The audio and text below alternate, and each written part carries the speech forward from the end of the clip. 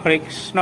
সুপ্রভাত শ্রুতি ভক্তমণ্ডলী, আপনাদের শ্রীচরণের তলে এই অধমের অনন্তকোটি দণ্ডবত প্রণাম জানিয়ে আজকের একটি অত্যন্ত গুরুত্বপূর্ণ বিষয় এই শর্টসের মধ্যে জানাবো। সেটি হচ্ছে শ্রী চৈতন্য মহাপ্রভু তিনি ব্যাখ্যা করেছিলেন যে আমাদের কৃষ্ণ প্রেম ভক্তি লাভের তিনটি পথ মেনে চলতে হবে।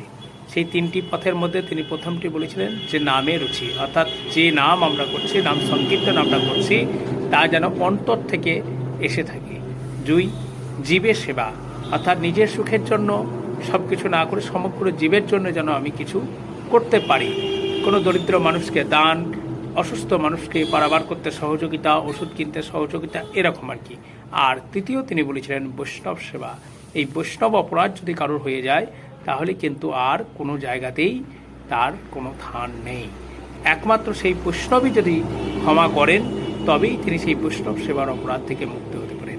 অর্থাৎ নামে রুচি জীবে সেবা এবং বৈষ্ণব সেবা। জীবে দয়া, বৈষ্ণব সেবা। নামে রুচি, জীবে দয়া, বৈষ্ণব সেবা। এই তিনটি কাজ যদি কোনো মানুষ করতে পারেন অবশ্যই তিনি কৃষ্ণ প্রেম ও ভক্তি লাভ করবেন। হরে কৃষ্ণ।